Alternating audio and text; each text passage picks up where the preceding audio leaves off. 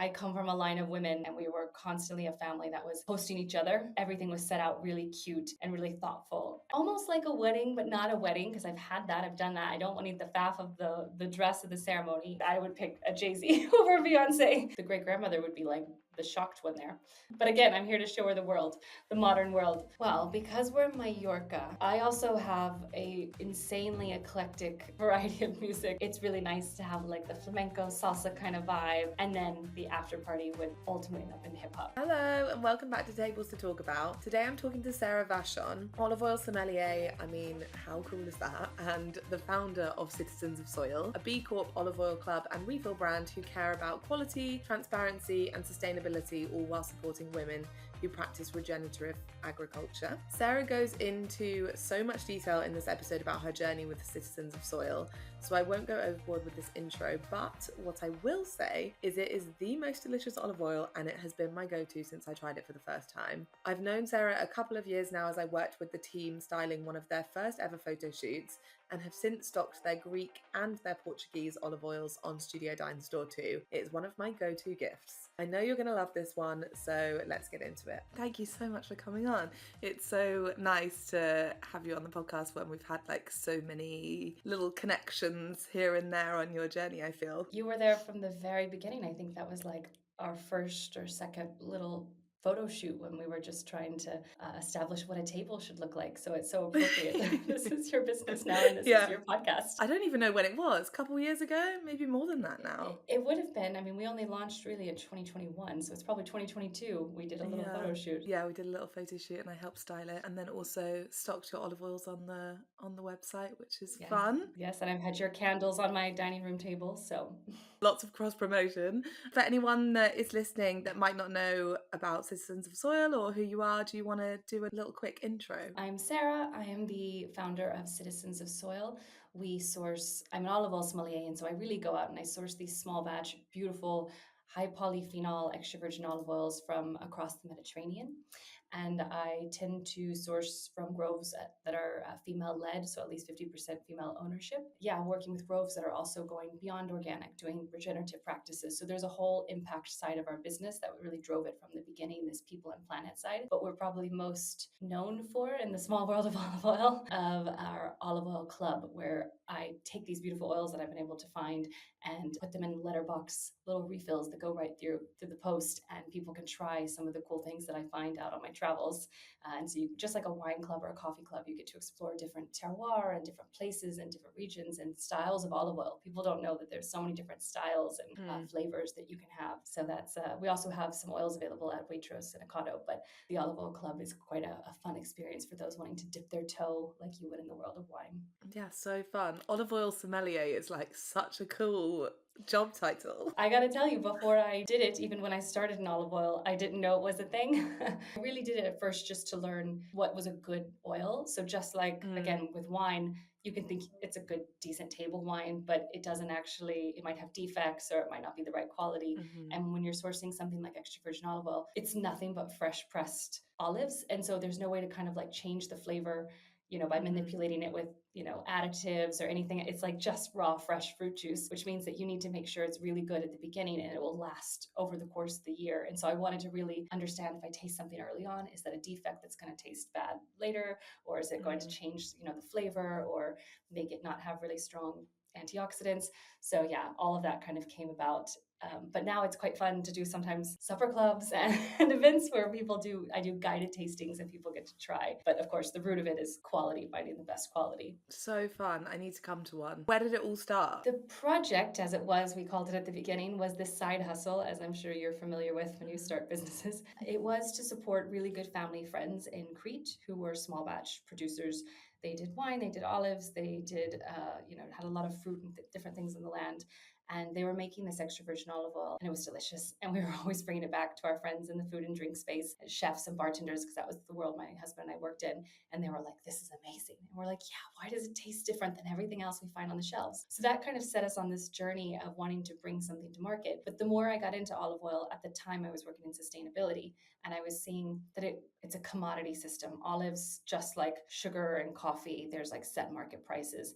and the farmers are paid based off of those, and often squeezes the farmers. It's not any sort of livelihood, especially now with the climate crisis. What we're seeing is it's putting even more pressure on farmers. Their yields are getting lower. They're more susceptible to those weather changes, and they're working really hard to get something that sometimes has a very small, they're not making a profit. There's no way to live off of it. And that was the case for our friends. And so we wanted to get them a more fair share. And we were like, what if we paid you, triple, quadruple the commodity price in order to reinvest in your land and do things that are more sustainable, farm the way that you know is the best way to look after the land instead of squeezing it with chemicals and things to make it overproduce or kill all insects. So it's there's no that is not the way we now know we should be farming. So yeah, it started with that mission of just wanting to help them, but we quickly brought it to market and people loved it and it sold out. And I think the first year we went live in Selfridges, which is like incredible. As a business. I quickly realized I need to find other farmers. And I thought there's got to be other farmers that are in the same position, that are farming in a regenerative way, very thoughtful, that care about the nutrition and the health and want the flavor. And yet they're frustrated in a system and they might not be a big enough player to kind of command their own, export it and command this market price, especially to the UK now with Brexit. It's a really hard market for people to enter. I mean, I have farmers or, Mediterranean friends who are reaching out to me who live here, but they're like, how can I get my oil, like my family oil over here now, which is bonkers that it's just not so easy to transport those things. So it became a wider business based off of that. And now we have more than 10 incredible producers that we work with, which every year it's a nice milestone to hit as a business. Like how many more small farmers can we support? And we connect them. They're in a WhatsApp group. We did a secret Santa where they got to exchange olive oils with each other. Like it's a really good community. That's so cute. Every week we're sharing things together. Just like a couple of days ago, they were messaging each other because this is the peak heat, none of them can even stand to be outside very long right now. So they were messaging each other being like, are your olives stressing yet? Like, what's the drought? Or they're doing fire trackers, which is a very sad part of the reality now, but like sharing, really leaning on each other from, the east of Crete all the way to the far west of Alentejo in Portugal. And it's a beautiful way to kind of connect these great farmers. Oh my God, amazing. What an amazing story, and how it's just kind of like taken a life of its own off this one little thing that you were trying to do. I love that. It makes life really fun when you have to go on work trips to places like Greece, Portugal, Croatia, Spain, Italy. Anywhere that is warm and arid and has nice wine probably has some nice olives. Yeah, it's really tough. Like, oh, I've just got to go to Spain again. Yes, there are worse places to go. Although it is funny, I joke with my team, like, I had to run to Greece to meet this new farmer, and it was like a 36 hours. You touched down into Athens, drove 3 or 4 hours, went to one place, drove another 3 or 4 hours deep into the peninsula, went around, came back. I think even when I looked at my receipts at the end of the trip, I had like something I had bought at the grocery store at the airport, and then like one meal I got on my own. But it was like there was nothing I didn't do anything except for like eat my snacks in the car and of course dine with my farmers. That's a very big part of the culture in the Mediterranean. You like sit around a table with family, even sometimes business. What was this like 36? What did you do? Like I just drove around groves and then came back. We were actually saying before recording, weren't we, that like startup entrepreneur life is actually not the glamorous life. No, I was on a call earlier with somebody talking about how much they loved Crete, and they were talking about this beautiful beach place in Crete. And I was like, people ask me all the time. I go to Crete sometimes twice, 3 times a year. This is where our family originally, this is where we started with them. I have been to the beach maybe twice because every time I go, we're in the village. I go in the autumn for the harvest, different times of year. And it's a shame I don't know the touristy things to do in Crete, really. I'm trying to learn more and more, but I don't go for that. I go spend time with family and harvest. Yeah. You need to go for like a prolonged trip and do all of those things in one go. So that next time people ask, you're like, yes. Has it been fun like expanding with like different farmers and learning side of olive oil, like tasting the different olive oils from different regions and like really like understanding it? 100%, because it's interesting. Like if I had just stayed a Greek brand, like, okay, we're just oil from Crete and this is what we are, which is, one of the best places in the world for oil. So there's no shame in just being an oil from Crete. But what was interesting is my next place was Portugal, and going to the opposite side, a totally different culture, a totally different approach to olive oil.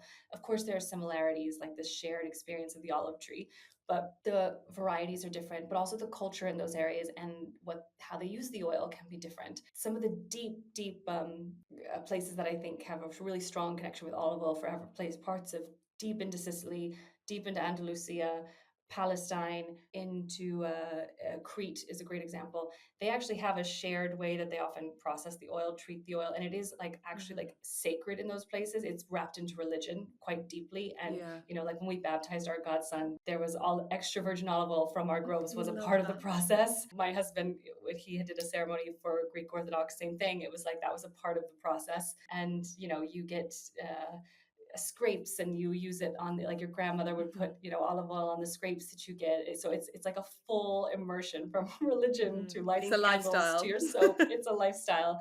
And some of those pockets that have always had it and often been quite like poor areas that have like clung to Mm. agricultural roots, still that is still around in some of it, and it is really beautiful. But it's nice to see the variety and how like Croatia treats olive oil. That community is quite different than our Sicilian Mm. farmer, for example. Yeah, 100%. Oh, it's so interesting. We've gone off on a huge tangent right from the beginning. This is probably a tough question to ask you straight off the bat, but which is your favourite olive oil? Or is it like children? You can't pick. No, I could never answer that question. People Yeah. ask me all the time. I do go through phases of ones that I like. So the other amazing thing about olive oil is it changes every harvest. So even from your same grove, from your same trees, because of the impact of the climate or the something with the Yeah. trees or all the different factors, how you milled it that year, it can taste different. So I've experienced that quite firsthand with the groves that we started with our family friends there, because we so intimately like picked the fruit, did the whole process all together Mm. year after year. And I see the difference. The oil tastes different every year, not completely, but it's quite interesting to kind of experience how that changes. But it also means that it's hard to pick a favorite, because one year, like our Spanish oil this year, I have a fondness for, because I picked the batch out of all the different batches that the farmer was producing. She has Hmm. different varieties and different land, and I really wanted something that was like strong tomato notes. I was like, I just Hmm. want, because her variety tends to give tomato notes, and I was like, I just want like red fruit tomato. She did this incredible batch for me, and we kind of selected it. And then because I think of that, I've been recommending to everyone, especially if you're kind of new to olive oil, but want to take a little bit of a risk, not too soft. So some people really like really delicate, really light oils, and I wouldn't recommend this one for that. But I think that's the thing. It depends what people and the mood I'm in.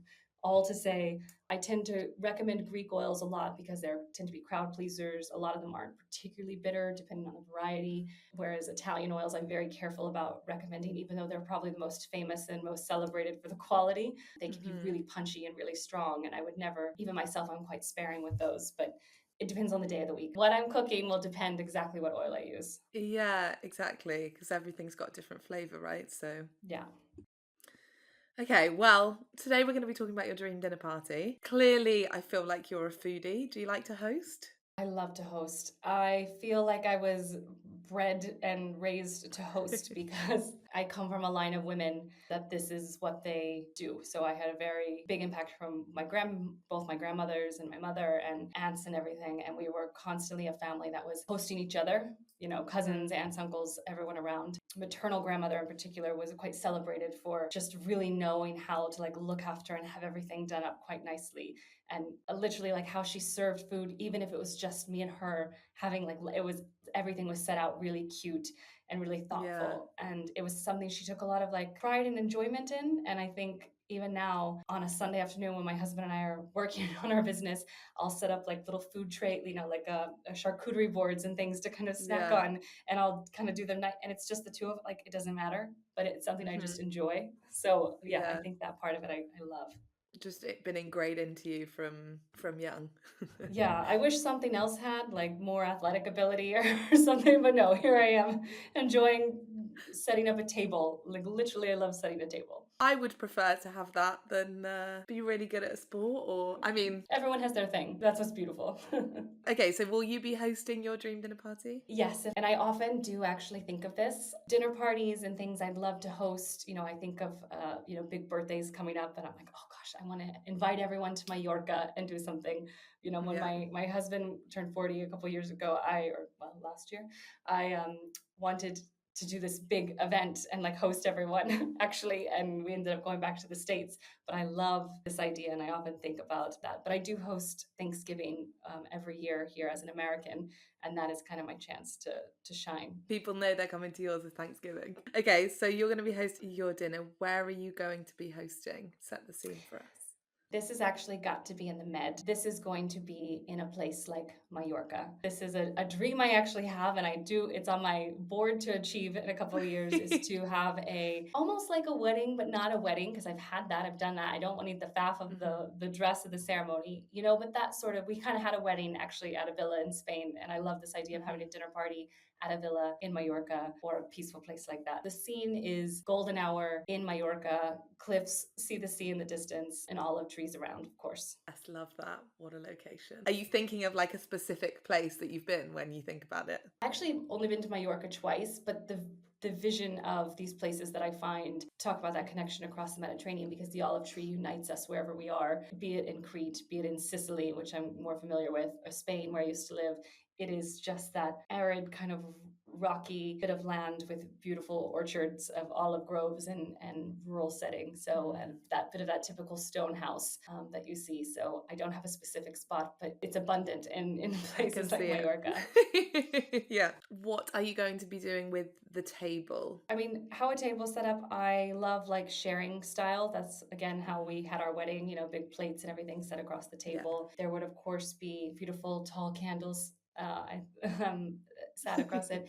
And probably things like, if I think of my own home table, and like whenever I actually do set that up when we have guests and all the time, I usually have some white ceramics with olive branches in them. I think it's I a really love nice that. table. So I literally, on my table, had I been shooting at home right now, you would have seen that I have a wooden table with a little woven mat and a beautiful ceramic with an olive tree in it, or a little branch in it. I love that kind of rustic. I tend to go for like lovely like neutrals of white and like beige from like the wood and like stone and those sort of pieces, with a little of that blue pop that you see of the bright blue in the Mediterranean when it comes to the placeware. Which makes me, I remember I bought one of your candles once that was the white candle and it had like the blue swirl. And it reminded me of Greece. And I was like, I have to have this because that's just so would go with my table.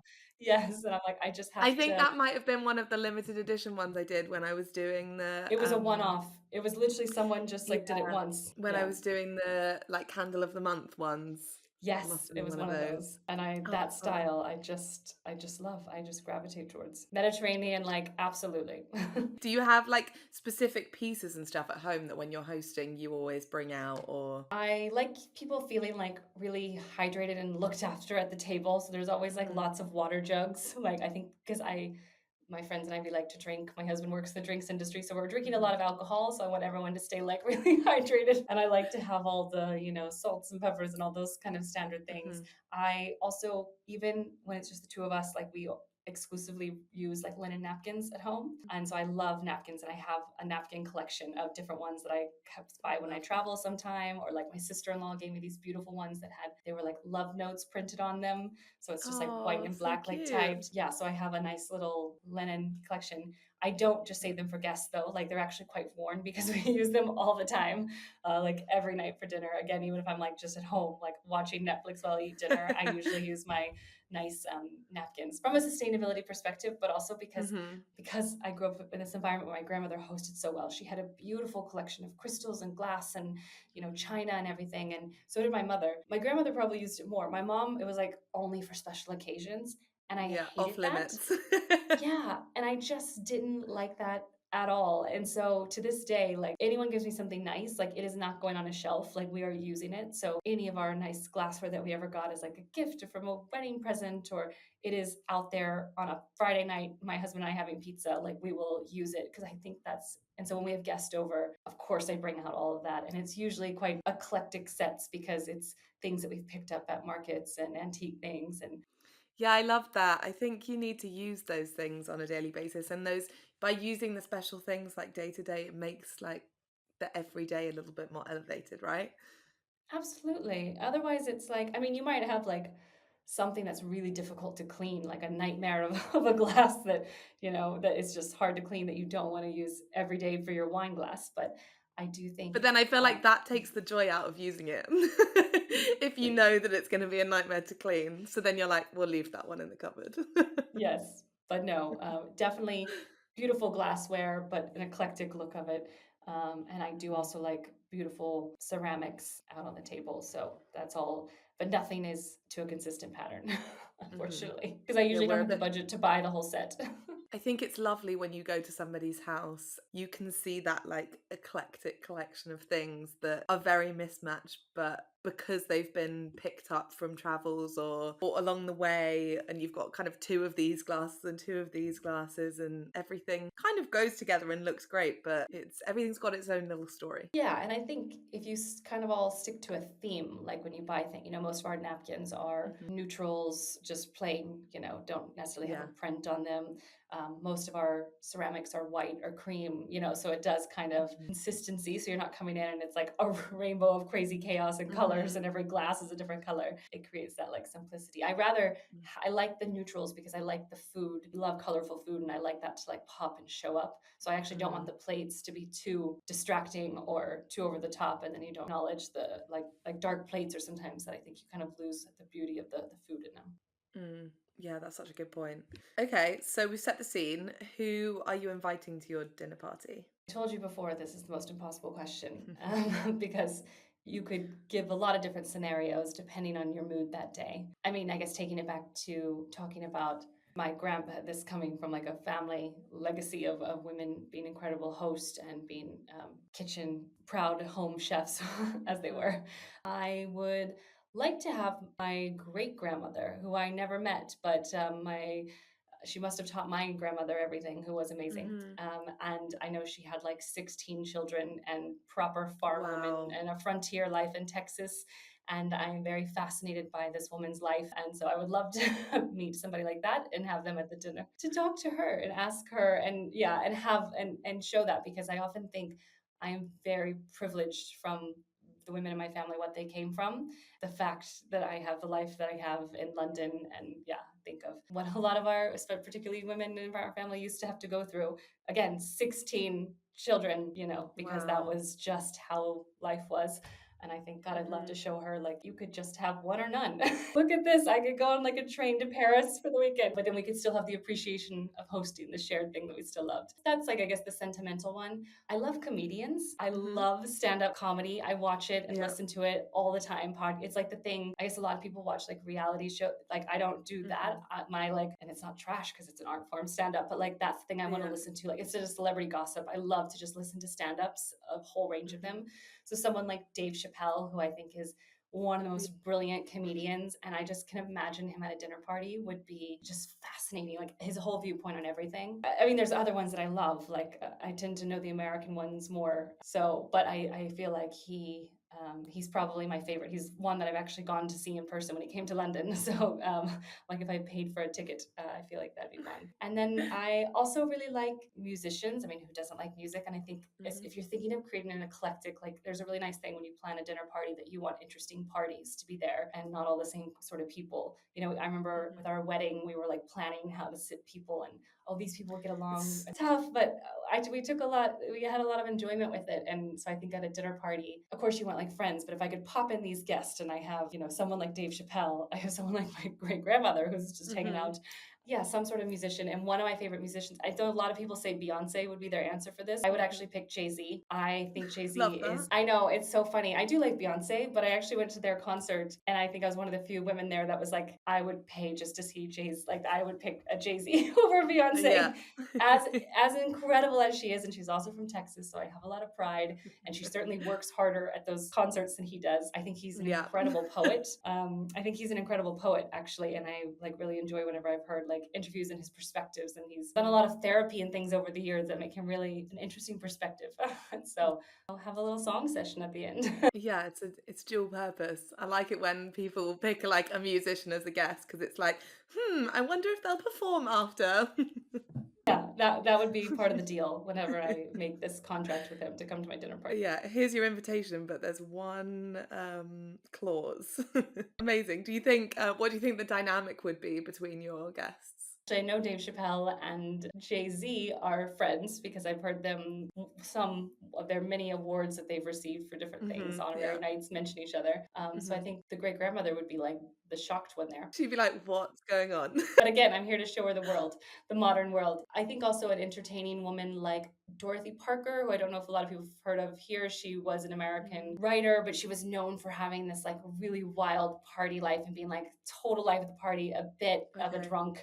A lot of people in the drinks industry, a lot of bartenders, there's like cocktails named after her and things like that. Okay. And there's even some spirits that have like a Dorothy Parker. I'm thinking, What a legacy. yes, the legacy of this woman. She had a famous quote actually about hosting, which was about having martinis. And one was like, if she has one, she'll be like under the spell of like the alcohol. Or there was like a thing about basically after a certain number, one was like on the floor, and by like the third or fourth one, she's under the host. So like, it's like how wild the night goes. Like one is Yeah. starting to get a bit loose, and then quite a party girl. That's always fun to have at an event, because who doesn't want somebody to get up and sing along with the musician who all have Yeah. there? Yeah. Yeah, you want everyone to get involved for sure. What do you think makes a good guest? Like the sort of people that are just there to kind of have a good time. Like I think definitely like the number one thing is like they're off their phone. You know, you show up at the house, they're like active, they're present, they're in that moment with you. I don't really care if people bring presents and things like that. You know, often they think, oh, you need to bring a bottle of wine. We say bring a bottle of olive oil because it's more. I was going to ask you actually what your go-to like host gift would be. Do you just take olive oil everywhere? We do, but we sometimes don't take ours because that feels like cheap to bring our own, Yeah, even I though our know olive what you oil is mean. very premium, but it feels weird and like salesy to bring your own olive oil to a party. Yeah. Sometimes I bring oil so that I found like directly from the producer in the bottle still, and I'll bring it to someone. But I do think extra virgin olive oil is an incredible gift, like a nice bottle, because it's just a lovely treat. People can have it, anyone can have it, like the kids at the family can enjoy it. Yeah. It'll last more than just that evening. And like it doesn't matter any diet or lifestyle type, they can have extra virgin olive oil. It's like such a Yeah. healthy thing. So I do think that makes for a nice gift. But back to the best or the best guests, yeah, I think just them being present. They don't need to bring something. I know some people are very particular about that, and while I always like to bring something, I don't expect, or like that doesn't make me think less of a guest if they show up and don't. But yeah, you just want them to be there, and you want them to be like have a little bit of a story, like a little bit of a chat, like something that they are ready to share. I mean, I think sometimes booze makes that a little bit loose, people having some wine and can chat. And you want them to not arrive right on time and not stay too late, but you also don't want them to like be the first person to like leave you're like, oh no, like we just finished dinner and they're like already out the door. There's nothing worse than that bit before a dinner party starts where you're like trying to get ready but also finish the things that you're doing, and then somebody arrives like 20 minutes early and you're like, I'm not ready. Yes, no. And I know, yeah, some people are very particular. Like they like when someone helps with the washing up, and I don't. Like if the guests are there, like I just want to like have that time together. But yeah, definitely off the phone is the main thing, because the moment you start getting in there, even if you're just like, oh, look at this like photo or this video or something I saw online, and then it suddenly just becomes like a screen party, which is the worst. For sure. No phones allowed. No phones at your dream dinner party. Leave the phones in the what do they do when you go to things like put them in the basket at the entrance and we'll leave them there. Okay, you touched on being quite into music. What music would you be listening to? Well, because we're in Mallorca, I also have a insanely eclectic variety of music that I listen to. It would drive most people insane. Because I used to live in Spain, I have a strong love of Latin culture in general, also growing up in Texas and speaking Spanish. But so I listen to a lot of I love salsa, like Celia Cruz, like old school salsa, the original stuff. I love. I mean, my playlist at the stream party would have a Celia Cruz song, no matter what, which is not Spanish at all. She's like a New York Cuban, but I love it. So anything by Celia Cruz, I think actually she should have been on my dream dinner party. I think I've answered that question before with Celia Cruz, because she is an incredible musician and entertainer. She can come to the after party. She will be at the after party. I love her music just because it's so classic and it's beautiful and it's happy and upbeat. A lot of it. I listen to it a lot on the way to work, actually. But my I have played it at dinner parties when I have people over. A bit of like a salsa slash Spanish, which is a completely different genre, I recognize, but I love flamenco. And actually, my dream dinner party would probably have, because it would be in Mallorca, there would be a lot of Spanish nods to it, and I would probably have a Mm, flamenco dancer at the end because as part of yeah. entertainment, because I love it was something I tried to actually get for our wedding. There was just so much happening already that it carried away. But I love flamenco. I make it a point. Like I was just in Madrid a couple months ago, and I like drug my husband out one night to go see a flamenco show. Like it almost makes me cry. I think they're so beautiful. Oh, So I love that music and entertainment, and it would throw in a little hip hop because I also love hip hop. So, like a DJ, I think when you're eating dinner, it's really nice to have like the flamenco salsa kind of vibe. mhm, And then the after party would ultimately end up in hip hop because yeah. that's just a product of my age and being raised in America at that time. I was going to ask actually, so you said you lived in Spain for a bit. When did you move from America and then how did you end up in London? I moved to Spain when I was like 24 or Okay. 25. So I moved straight from Texas. I'd born and raised in Texas, lived there my whole life. I had studied in Spain in university and Oh, traveled there okay. a bit. And growing up in Texas, it is quite my best friends growing up were Hispanic from Latin America. And so Spanglish was a part of my culture and lifestyle. Yeah. Again, it is a totally different culture than from Spain, especially Mexican culture versus Spanish culture. But I Mhm. wanted to live in Europe. So I lived in Spain for a couple of years. And then I moved to London like 11 years ago. So yeah, Okay. that I've been in London ever since. But I do still go back. I still have close friends. Like one of my best friends is in Barcelona. She's from Valencia. I go to Spain as much as I can. Well, now you've got good excuses to go as well. Where my husband and I met. We met actually in Oh, nice. Barcelona and we had our first date in Barcelona and we got married in Barcelona or outside of Barcelona. Yeah. So it is like when I say having a dinner party there, it's not like a far fetched thing because like we have hosted, I've lived there before. When I lived in Hmm. Madrid, we used to have parties, like my flatmates and I hosted like dinner parties like once a month, once every 2 months. And it was exactly this sort of thing. And we'd play Celia and we'd like do an assortment of all sorts of crazy food because some were Latin American and some were Spanish, and I was like the Hmm. Texan cooking like Tex-Mex. It's always that mix. Okay, good segue into food. What are you going to be serving at your dream dinner? It would very much be Mediterranean. Because we're in Spain, the main would probably be a big paella. I love when Hmm. we cook a big paella on the big pan because also it's just quite easy when you have a lot of people. Like you just really need the Yeah. large pan. It's a nice thing to cook for a group. If I ever have several people over for lunch on like a weekend, it's like the easiest thing I think for me at Hmm. least to whip up. So that would be the main. Into cooking paella recently. We've also got big pans, so like Yeah.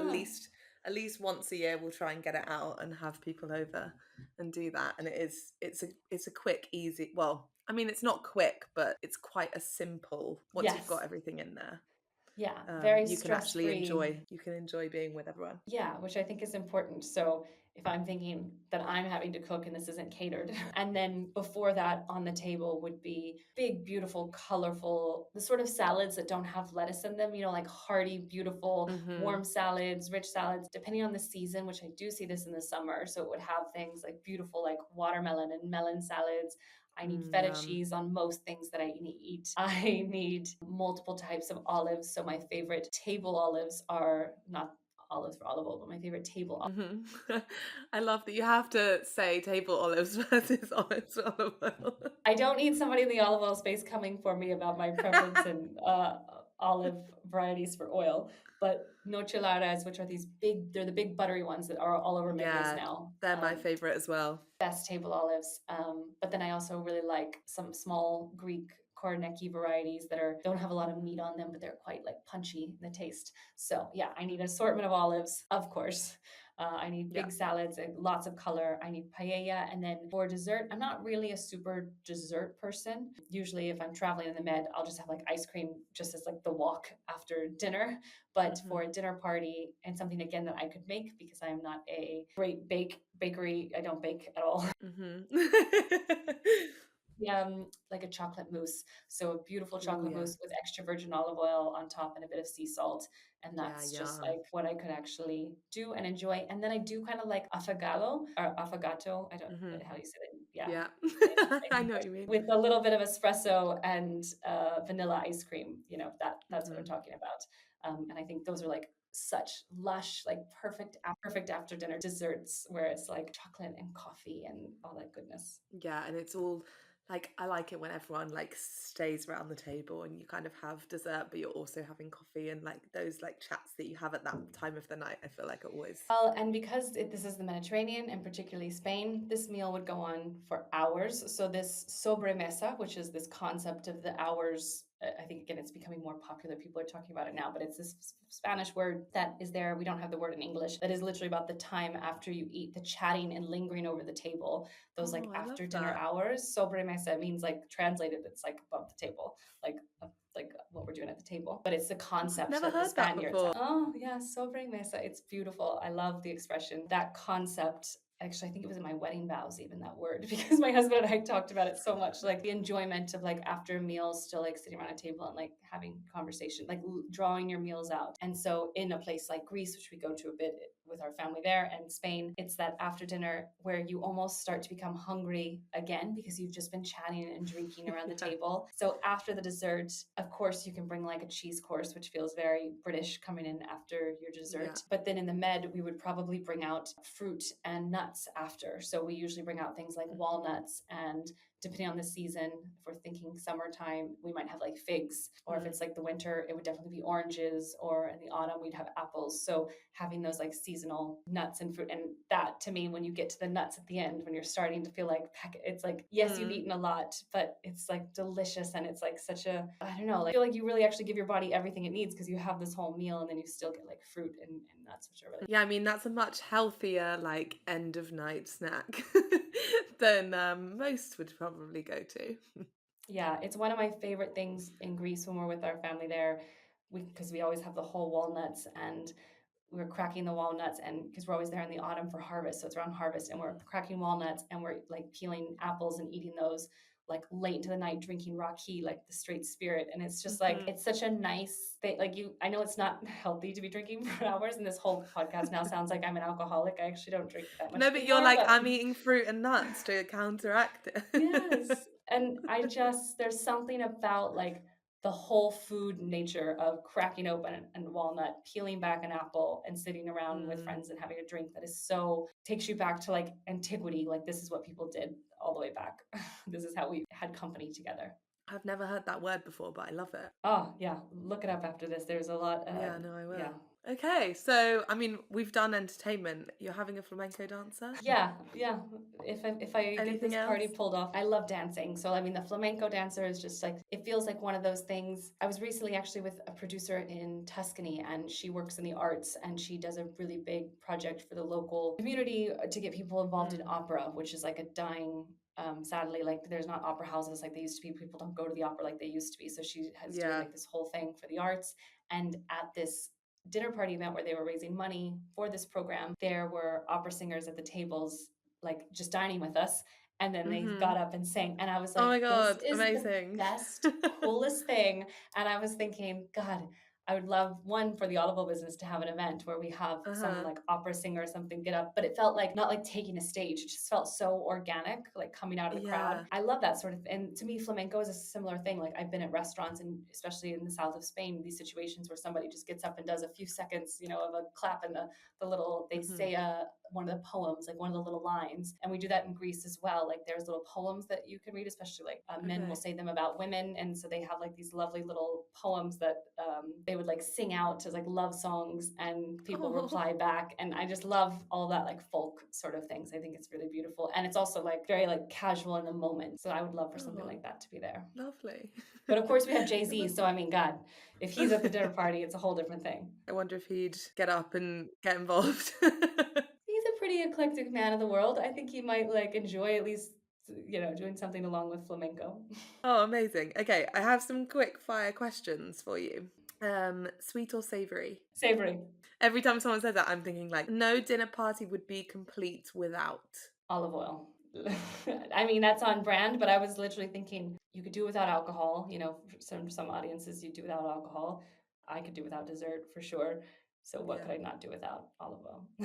Supermarket of choice. Supermarket, as far as like where everyone would know, would be a Waitrose. When I first moved to the UK, I was fortunate enough. I don't live near one now, and it breaks my heart. But when I first moved to the UK, there was a Waitrose like a 3-minute walk from my house, and I thought the whole of the UK had Waitrose. I didn't realize that it was such an exclusive experience.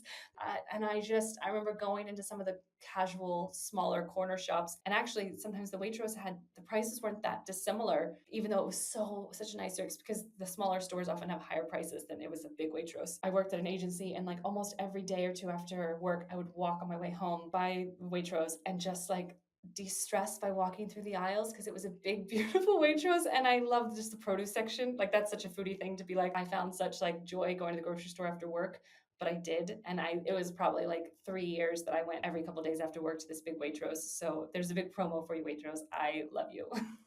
Waitrose, you can sponsor this podcast if you want to, Yeah, okay? I know you already have one that's like a little famous, but this is the next one. No, it is a lovely supermarket to walk around. I can spend hours in the supermarket. Some people are just like, even my husband sometimes will go to the supermarket and he's like, "What? No, we need to like, let's go get what we need to get." And I'm like, "We're just wandering.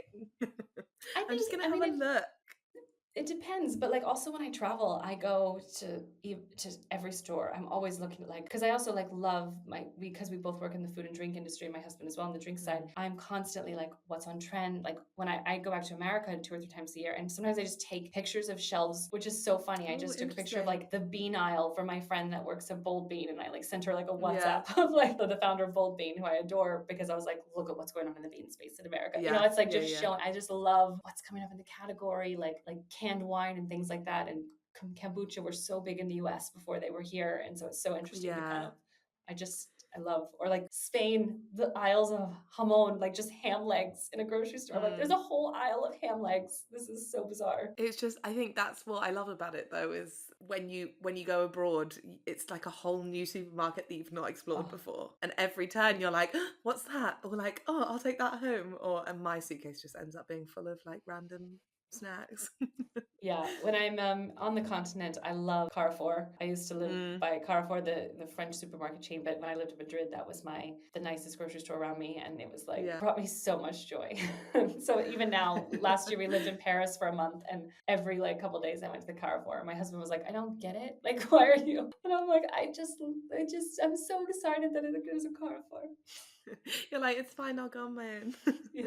Okay, if you could only eat one country's cuisine for the rest of your life, what would it be? That is so difficult. I'd say any Mediterranean country, I'd actually be fine living off Spanish, living off Italian, living off Greece. I feel like I'm going to say Italian and completely piss off my Greek and Spanish root families. But yeah, yes, yeah. That's hard. Maybe Greek or Italian would probably be Mm. where I'd go. Yeah, nice. I think you can't go wrong with a Mediterranean diet if you're going to have it for the rest of your life. And Italy has so much, and they all have so much diversity, but like Italy in the north, like when I go to Bologna and places that you're just like having like meat and cheese and it's so heavy.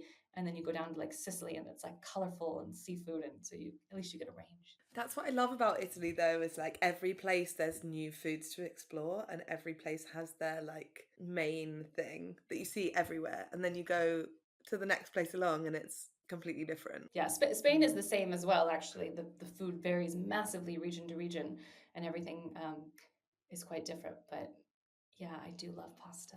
What would be your go-to pasta?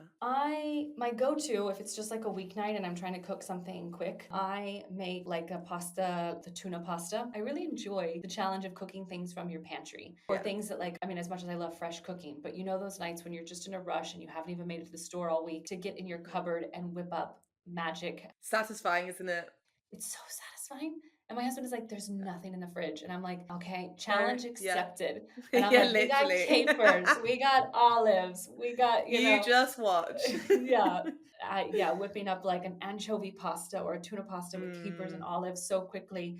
I always do try to throw in because I am obsessed with like greens and color. I think we need fiber, as the Zoe trend has taught us yeah. nothing. We need diversity in our diet. So I always have frozen spinach in the freezer because it doesn't even taste. So it doesn't even bother you that you're having spinach every day because you can Yeah. just throw it in anything. And I throw handfuls of that in my quick rapid pasta. And my husband and I call it like pasta rapida, which is just literally quick pasta. And that's what we make when we get home really late instead of doing like a delivery, you're just like tired and you're Yeah. like, but I could make a quick like cupboard pasta in, 15, the same amount of time it'll take for a delivery. So why not save money Yeah. and like maybe eat something healthier? Yeah, what's your go-to, like, what's your cupboard staple that you can't be without? Besides olive oil. I'm crazy about vinegars. I have Mm. quite a vinegar collection. Everything from like two different types of balsamic, or no, three. I have three different types of balsamic right now Mhm. in my in my pantry, like that I use. Like these aren't just things that I don't. Yeah, Again, I don't like things that aren't used. Apple cider, sherry,